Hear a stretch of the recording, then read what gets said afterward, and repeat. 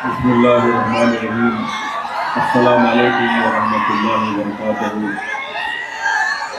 मौजूद हाज़रीन इकराम, बुजुर्गान कौम और मिल्लत, मेरी इज़्ज़तदार माँ और बहनों, गयूर नौजवान साथियों, नसीम पर तशरीफ फरमा मजलिस इत्तेहादुल मुस्लिमीन तेलंगाना के रुकन असम्बली व अब्जावर नांदेड़ मोहतरम जनाब कौसर मोइनुद्दीन साहब, मजलिस इत्तेहादुल मुस्लिमीन के कायदीन मोहतरम जनाब सैयद मोइन साहब, मोहतरम जनाब सैयद फरोज बाला साहब और प्रभाग 2 के मजलिस इत्तेहादुल मुस्लिमीन के तमाम उम्मीदवार, प्रभाग 5 के पीर बुरहान के तमाम उम्मीदवार, प्रभाग 7 नई आबादी के रवि गायकवाड़ और विकास मालोजी वाघमारे साहब, प्रभाग 8 शिवाजी नगर के तमाम उम्मीदवार, प्रभाग 18 के और प्रभाग 10 के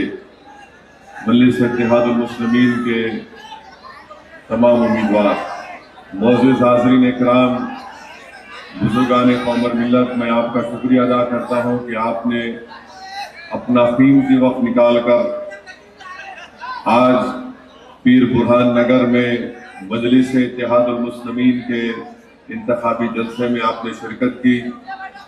मैं आपके दरमियान में इसलिए हाजिर हुआ हूँ कि आपसे गुजारिश कर सकूँ कि 15 जनवरी के दिन जो नांदेड़ के बल्दिया के इंतखाबात के हक़ रायदही का दिन है, आप अपने के कोड का इस्तेमाल मजलिस इत्तेहादुल मुस्लिमीन के पतंग के निशान पर बटन दबाकर आप अपनी पार्टी को कामयाब करिए, आप अपने इत्तेहाद को मजबूत करिए और आप ज़मीनी सतह से, इस तारीखी शहर से आप अपनी एक आज़ाद सियासी लीडरशिप को मजबूत करिए। याद रखिए, भारत की जो लोकशाही है और भारत का, हमारे वतन अजीज का जो संविधान है, वो हमें इस बात की इजाज़त देता है कि हम अपने वोट के ज़रिए से अपनी एक सियासी लीडरशिप को मजबूत करें या पैदा करें। मेरे अजीज दोस्तों और बुजुर्गों, याद रखिए, अगर आप अपने वोट के इस्तेमाल में कोताही करेंगे तो फिर इसका नुकसान हम तमाम को उठाना पड़ेगा। मजलिस इत्तेहादुल मुस्लिमीन ने इस बल्दिया के इंतखाबात में अपने तमाम उम्मीदवारों को आपके सामने पेश किया है और मैं आपसे फिर से अपील कर रहा हूं कि वोट का इस्तेमाल करिए। वोट एक अमानत है और आप अपने वोट के जरिए से अपनी पसंद और नापसंद का इजहार कर सकते हैं। मजलिस इत्तेहादुल मुस्लिमीन बरसों से मिल्लत मजलूमा की खिदमत कर रही है और मजलिस इत्तेहादुल मुस्लिमीन का पैगाम एक ही रहा कि हमको अगर इंसाफ चाहिए, अगर हम ये चाहते हैं कि आईन में, भारत के संविधान में, कॉन्स्टिट्यूशन में जिन चीजों का वादा अवाम से किया गया और अगर हम उन वादों को पूरा कराना चाहती हैं तो मजलिस आपसे कहती आई है, आज मैं कह रहा हूं कि आपको एक मरकज सियासी से वाबस्ता होकर अपनी पार्टी को मजबूत करना है। और मैं बड़ी जिम्मेदारी के साथ ये कह रहा हूं कि मजलिस पर जो लोग तनकीद करते हैं, बेजा मुखालिफत करते हैं, उसकी अहम वजह यह है कि नहीं चाहते कि मुस्लिम अक़लियत की एक सियासी लीडरशिप बन जाए। मेरे अजीज दोस्तों और बुजुर्गों, एक तरफ बीजेपी है जो किसी एक अक़लियत का उम्मीदवार बनाने के लिए तैयार नहीं है, दूसरी तरफ हम देखते हैं कि बीजेपी के साथ महाराष्ट्र में शिंदे की शिवसेना है और फिर अजीत पवार की राष्ट्रवादी कांग्रेस है। ये एक अजीब व गरीब यहां पर मिलाप होता है। नरेंद्र मोदी भारत के पार्लियामेंट में वक्फ कानून का एक नया तरमीमी कानून पेश करते हैं और उस कानून का मकसद ये होता है कि मस्जिदों को छीन लिया जाए, दरगाहों और खानकाहों को खत्म कर दिया जाए, कब्रस्तानों को खत्म कर दिया जाए और ऐसे कानून को जो हमारे आइन के खिलाफ है, संविधान के आर्टिकल 25, 26 और 14 के खिलाफ है, उस कानून को बनाने की मदद करते हैं कौन? अजीत पवार और शिंदे शिवसेना उसमें मदद करते हैं। बताइए आज आप कि क्या किसी हिंदू धर्म के एंडोमेंट बोर्ड में, भाई साहब रुक जाइए, थोड़ी यहां से जाना है मुझे 10 मिनट में, अगर आप ऐसा ही करेंगे तो फिर सुनाई नहीं देगा किसी को। रुक जाइए रुक जाइए रुक जाइए साहब। हिंदू धर्म के एंडोमेंट बोर्ड में क्या कोई गैर हिंदू मेंबर बन सकता है? नहीं बन सकता, और बिल्कुल सही है, नहीं बन सकता, न बनना चाहिए। मगर नरेंद्र मोदी ने, अजीत पवार और शिंदे ने ऐसा कानून बनाया कि जिसमें अब मुस्लिम वक्फ बोर्ड जब महाराष्ट्र में बनेगा या डिस्ट्रिक्ट मुस्लिम वक्फ कमेटी बनेगी तो उसमें गैर मुस्लिम हजरात को मेंबर बना दिया जाएगा। आप बताइए कैसे किसी को काबिल कबूल हो सकता है? ये तो राइट टू इक्वालिटी दफा 14 के खिलाफ है, आर्टिकल 26 के खिलाफ है। वक्फ एक मुसलमानों का एक खास चीज है, उसका मजहब से उसका ताल्लुक है, मगर ऐसा कानून बना दिया गया। और इस कानून के जरिए मैं आपको पहले भी कह चुका हूं, आज भी कह रहा हूं कि नरेंद्र मोदी, शिंदे और अजीत पवार ये चाहते हैं कि वक्फ को हमेशा के लिए भारत और महाराष्ट्र से खत्म कर दिया जाए। उनका मकसद एक ही है कि मस्जिदों को ताले लगा दिए जाएं।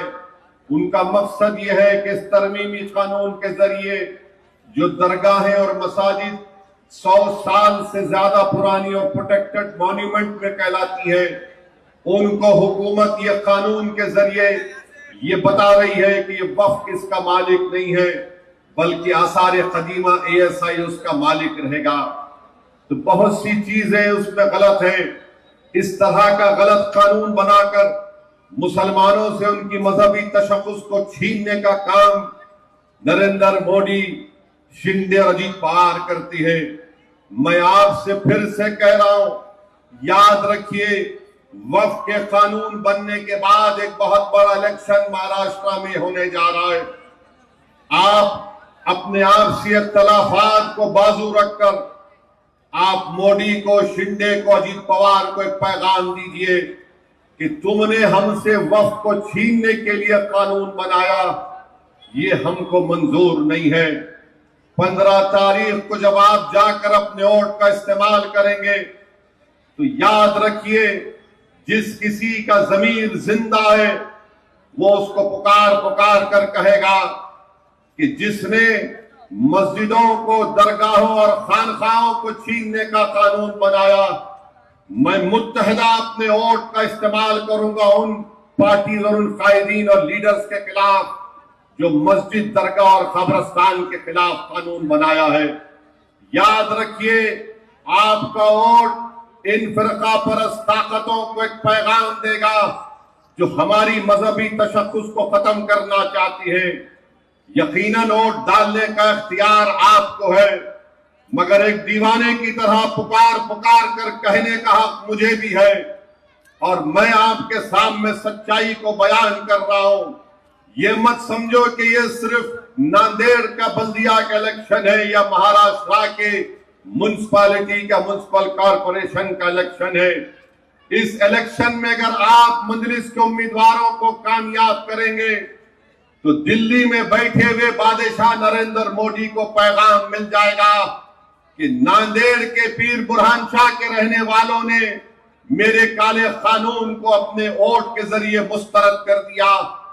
अजीत पवार को मालूम हो जाएगा कि जो एक चाल चल रहा है, अजीत पवार को भी अंदाजा हो जाएगा कि अगर कौवा हंस की चाल चलेगा तो उसको कौवा ही कहेंगे, हंस नहीं कहेंगे। मेरे अजीज दोस्तों और बुजुर्गों, मैं आपको पैगाम देने आया हूं कि इस काले कानून के खिलाफ 15 तारीख को आपको अपने के कोर्ट का इस्तेमाल करना पड़ेगा। मैं अपनी मां और बहनों को पैगाम दे रहा हूं, बुजुर्गों को पैगाम दे रहा हूं। यह काला कानून ये कहता है कि आप उस वक्त तक वक्त नहीं कर सकते जब तक कि आप अपनी बेटी का हक किसी बाप या उसकी मां की जायदाद में तय नहीं करते। अरे अगर कोई हमारा हिंदू भाई अपने हिंदू धर्म के मुताबिक अपने गाढ़े खून की कमाई अपने देवी या देवता के नाम पर करना चाहता है, तो क्या ऐसा कोई कानून है जो उससे कहता है कि तुम अपनी बेटी का हक मार कर देवी देवता को कानून नहीं दे सकते?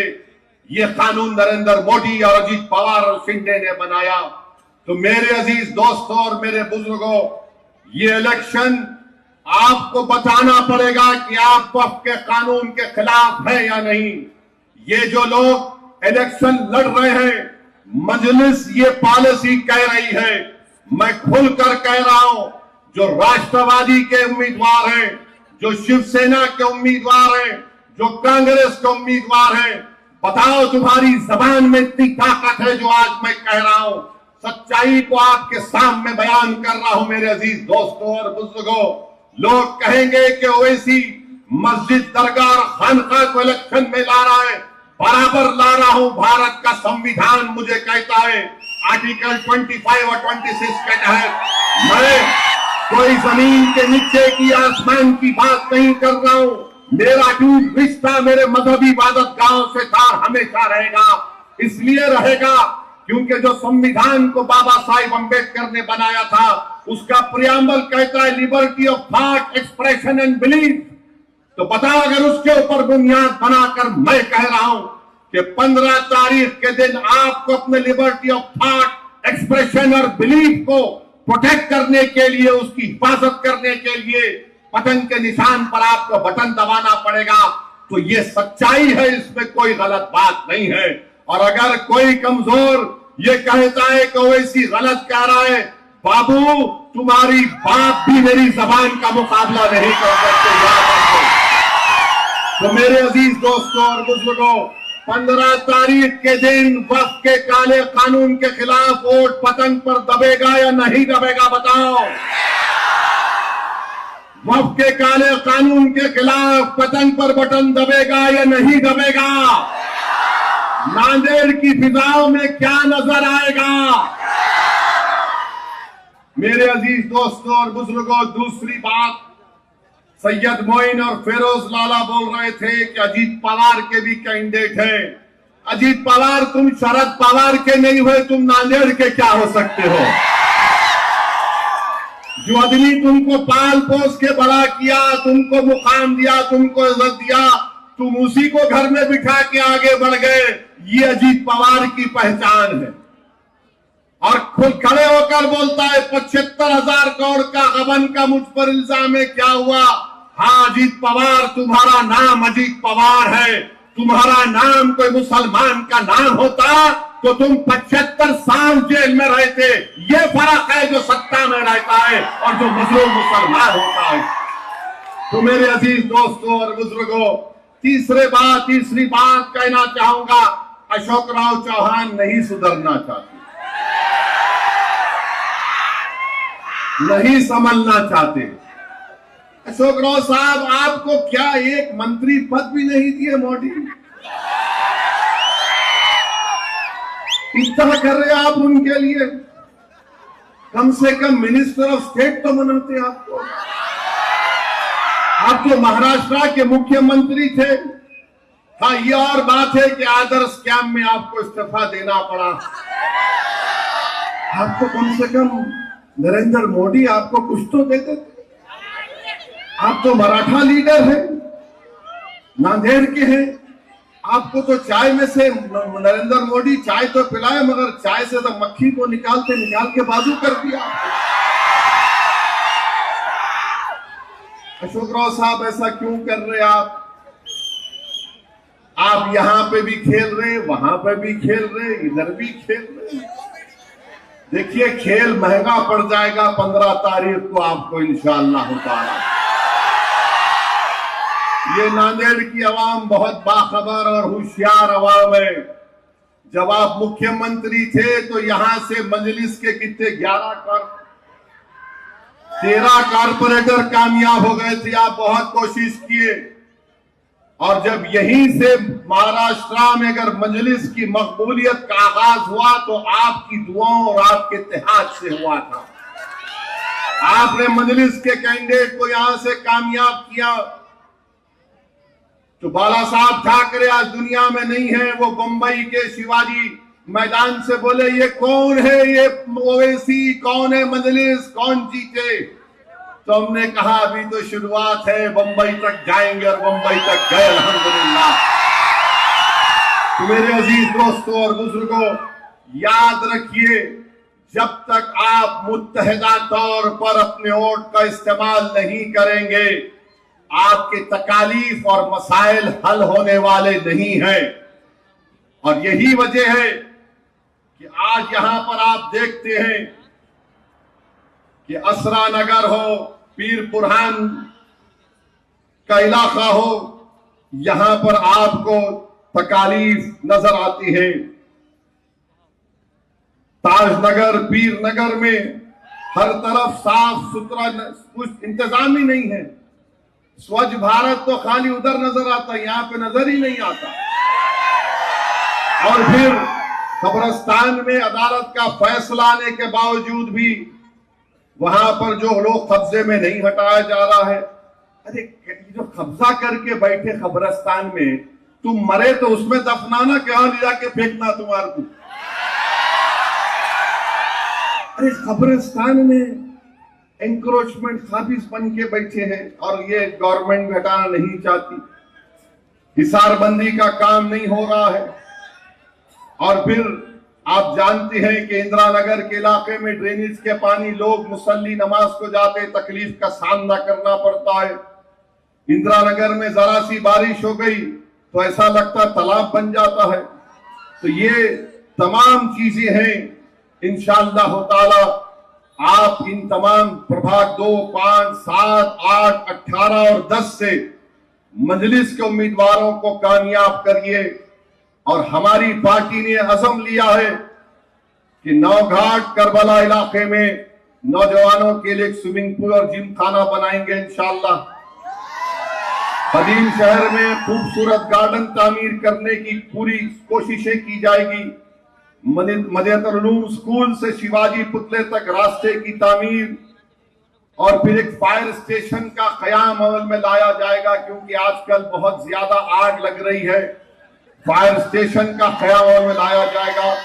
मदीना नगर से कयूम प्लाट तक 50 फीट के रास्ते की तामीर होगी इंशाअल्लाह। यहाँ पुराने शहर के खलती तलबा के लिए ITI और टेक्निकल कॉलेज का कयाम। मालटेकरी इलाके में 5 एकड़ अराजी पर प्लेग्राउंड की तामीर का मंसूबा है इंशाअल्लाह। और सेहत के लिए हैदराबाद के दवाखाने को तौसी करके मिनी सिविल हॉस्पिटल बनाने की पूरी कोशिशें की जाएगी। और फ्रूट मार्केट, भाजी फूल मार्केट, हाकर जोन के कयाम का आज़म। और फिर जदीद तरीके से एक स्लॉटर हाउस का कयाम लाने का मजलिस का मंसूबा है, इरादा है। और हैदराबाद की पानी की टाकी गरीब मुस्लिम तलबात के लिए गर्ल्स हॉस्पिटल का कयाम। कदीम शहर में शादी खाने की तामीर का मंसूबा और कब्रिस्तानों की बाउंड्री वॉल, हिसारबंदी और नवाज जनाजे के चबूतरा और वजू खाने की तामीर का मंसूबा। ये मजलिस का प्रोग्राम है। और मजलिस के मुखालिफ इनके पास कुछ भी नहीं है, खाली एक बी टीम बोलती है, एक सी टीम बोलती है, एक डी टीम बोलती है। इनके पास कोई प्रोग्राम नहीं है। बल्कि मेरे को बताया गया कि कोई गैर मारूफ लोगों को जिनका ताल्लुक इस जमीन से नहीं है लाकर उनका इलेक्शन लड़ाया जा रहा है। मगर आप बाशऊर और बाखबर हैं। आप जानते हैं, आप दोस्त और रहजन के फर्क को महसूस कर सकते हैं। और मुझे ये बात कहने में कोई खबात नहीं है, कोई शर्मिंदगी नहीं है कि हमने भी अपनी कमजोरियों को दूर किया है। और हमने पूरी कोशिश की है कि जो हमसे दूर थे हम उनको करीब कर लिए, उनको हमने अपने सीने से लगाया और मुझे यकीन है कि इंशाअल्लाह ताला वो मजलिस इत्तेहादुल मुस्लिमीन को छोड़कर नहीं जाएंगे और अल्लाह उनको जब तक जिंदा रखेगा वो मजलिस के लिए कोशिश करते रहेंगे। तो मेरी आप तमाम से ये पुरखुलूस गुजारिश है कि 15 तारीख के दिन आप अपने के कोट का इस्तेमाल पतंग के निशान पर करिए। हाँ, एक बात बोलना भूल गया, कांग्रेस पार्टी के भी उम्मीदवार हैं।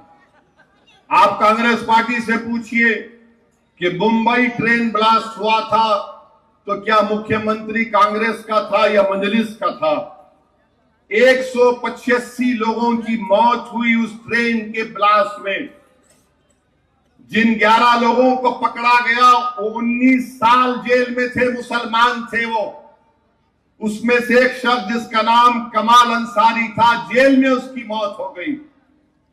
कोविड के दौरान जेल में थे ये बच्चे। एक साहब की तो बच्ची मासूम थी, जब गए वो अब जवान हो गई। मैं मिला उनसे, उनकी बेटी से मिला।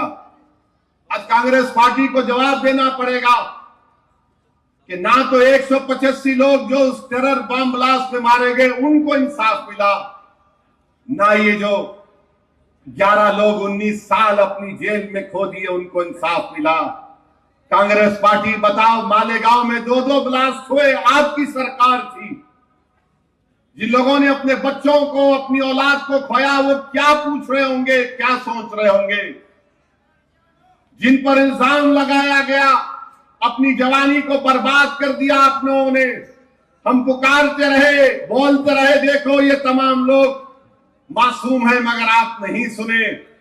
तो मेरे अजीज दोस्तों और बुजुर्गों, हम पर भी एक अखलाकी हमारा फरीजा है, बल्कि मैं तो कहूंगा कि हम पर कर्जा है इन 11 लोगों का। मैं नाम ले रहा हूं मरने वाले कमाल अंसारी का इसलिए कि हुकूमत को मालूम हो जाए और मरने वाले के खानदान को मालूम हो जाए कि दुनिया तुमको भूल सकती मगर मजलिस और ओवैसी तुमको भूलने नहीं देगा इंशाअल्लाह ताला। तो मेरे अजीज दोस्तों और बुजुर्गों, जब आप वोट डालने जाएंगे इन चीजों का ख्याल रखिए। लोग आपसे बहुत सी बातें करेंगे कि मेयर को रोकना है। हम भी नहीं चाहते बीजेपी का मेयर बने। हमारे जितने 30 उम्मीदवार हैं, 37 उम्मीदवार हैं, उनको मुंतखब करिए। देखिए किसी का मेयर नहीं बनेगा, मजलिस का बन सकता है अगर आप 37 उम्मीदवारों को कामयाब करेंगे इंशाअल्लाह। याद रखो, मैं जब ये कह रहा हूं ना, तो ये जो हजरत शैतान के एजेंट सुन के बोलेंगे, अरे इन्हों वहां से आके ऐसी बात करके चले गए। अरे दीवाने, याद रखो, जो ख्वाब देखते हैं वो ख्वाबों को पूरा करने अभी जानते हैं। अगर 37 कामयाब होंगे तो कहां से बनेगा किसी का मेयर? दूल्हे भाई मेयर बनेंगे इंशाअल्लाह ताला अगर आप मुत्तहिदा का इस्तेमाल करेंगे। तो यकीनन नांदेड़ पर अपना मेयर बनाने के लिए मेयर मजलिस का होगा इंशाअल्लाह ताला। नांदेड़ से देखना आप, बशर्ते कि आप अपना एक एक वोट इधर भी नहीं हटने देना। मैं जिम्मेदारी के साथ आपसे कह रहा हूं। और जो लोग बैठकर ये, आजकल तो हर आदमी साइंटिस्ट बन चुका है, नहीं कहां जीतते, होगा खत्म होगा। मैं बिहार गया तो बिहार में मेरे को एक साहब आके बोले, अरे साहब आप इतनी दूर से 1500 किलोमीटर से आ गए, कुछ नहीं होने वाला, यहां पर तो बस हम लोग गठबंधन। मैं बोला सुन लो हजरत, मैं यहां पर 10 साल से आ रहा हूं और आता रहूंगा। बोले क्यों आएंगे आप? मेरा मेरी बाप की जागीर है, आपको तकलीफ होगी। अरे नहीं, माहौल कुछ और है।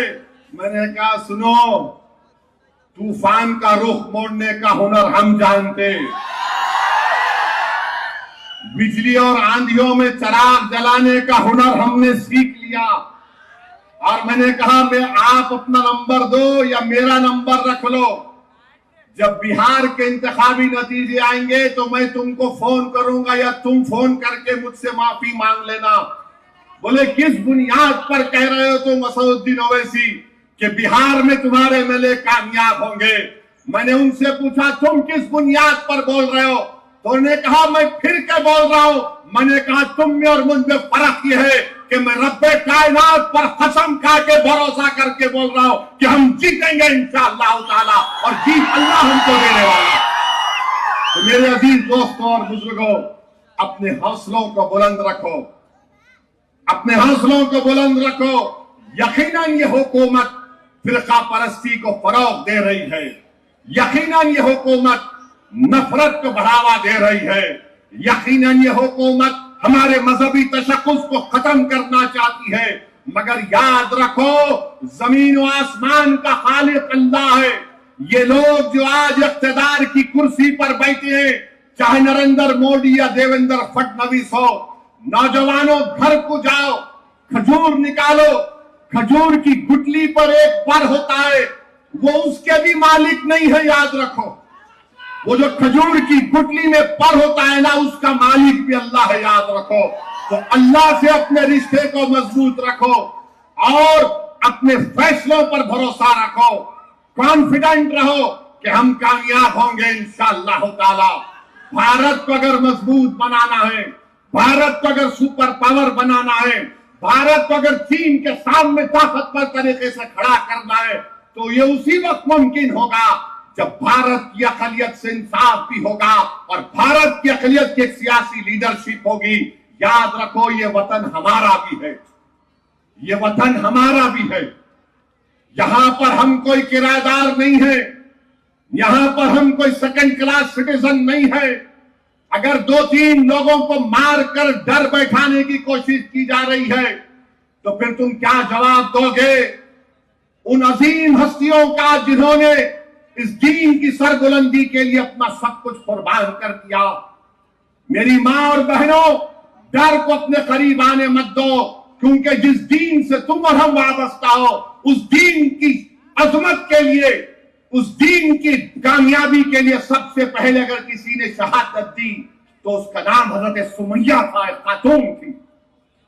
तुम जिस दीन से वाबस्ता हो, उन्हीं लोगों ने अंग्रेजों की गुलामी से इस मुल्क को आजाद कराने के लिए बहुत बड़ा रोल अदा किया।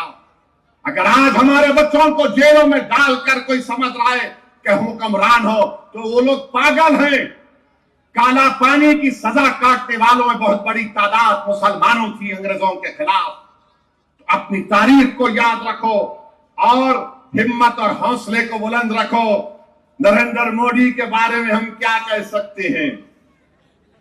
आज कोई मेरे को वीडियो भेजाए, ट्रम्प बोल रहा है, ट्रम्प बोल रहा, अंग्रेजी में बोल रहा है, Modi wanted to make me happy, that is why he agreed to me. Modi ji, आपका तो 56 इंच का सीना है। ट्रम्प बोल रहा है मोदी मेरे को खुश करना चाहते थे। मोदी जी, आप उसको खुश कर रहे हैं? You are making him happy and making India unhappy. ये कैसे होगा मोदी जी? हम बीजेपी वालों को बोलेंगे, अगर तुम में हिम्मत है तो ट्रम्प का नाम लेकर बोलो। हम उसकी बात को झूठ मानते हैं, मगर नहीं बोलेंगे। ये वैसे ऐसी बोलता, ऐसे नहीं बोलता, सच बोल रहा हूं। ट्रम्प बोला नहीं बोला, जाके आज वीडियो देखो और हो सके तो एक रील बनाओ मेरी तकरीर के साथ, ट्रम्प क्या बोल रहा, मैं क्या बोल रहा हूं, बनाएंगे। हाँ, और उसके बाद नीचे जरा अच्छा लिखना, जरा गाली गलौज नहीं, ट्रम्प को जो चाहे। मेरे भाई, ये हाल हो चुका है। अमेरिका का सदर मोदी बोले थे अब की बार ट्रम्प सरकार उन्हें जब से आया तंग कर रहा, जब से आया तंग कर रहा हम लोगों को। मैं जंग बंद करा, हमारी बहादुर फौज पाकिस्तान के 9 एयरबेस के परचखे उड़ा दिए। उन्हें वाशिंगटन में बुरा नहीं बोला, कितने बार बोल दिया उन्हें। तो मेरे अजीज दोस्तों और बुजुर्गों, ये बीजेपी वाले समझ नहीं रहे हैं। सत्ता के रहकर ये लोग बहुत खुश हैं, मगर आप देख रहे हैं महाराष्ट्र का क्या हाल हो रहा है। बहरहाल मेरे अजीज दोस्तों और बुजुर्गों, 15 तारीख के दिन पतंग के निशान पर बटन दबाइए। अब ये मैं बार बार 15 मिनट बोलता था, ये लोग बड़ा टीवी पे चलाते थे, इतना मेरे को बोलते थे। अब 15 तारीख के दिन ही बोलेगा, आगे बोलो क्या होगा। कुदरत का निजाम है, तुम बोले 15, इतना तुम 15 को चाहे अल्लाह वाले 15 को वोट डाल जाके पतंग करती।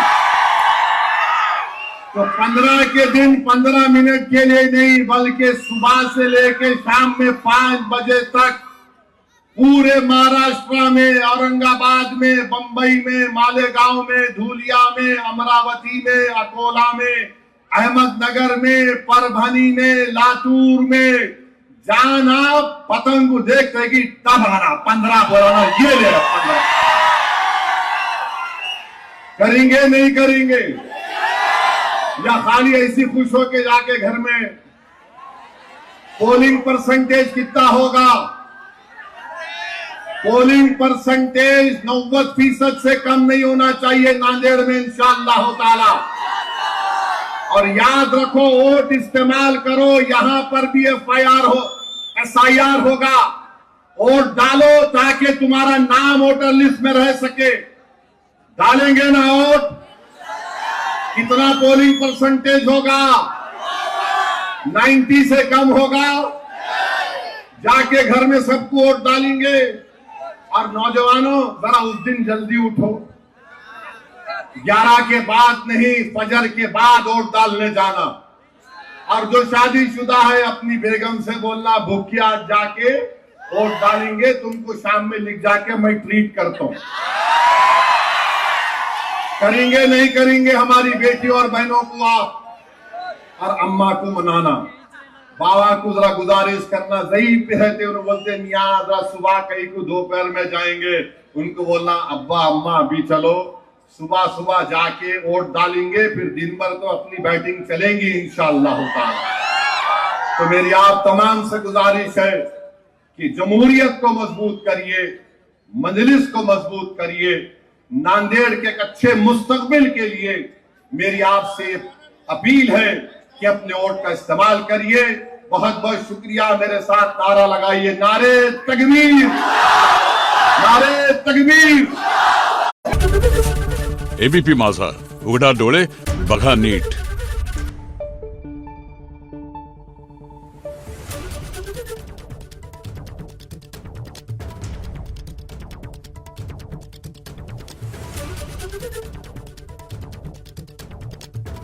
Thank you.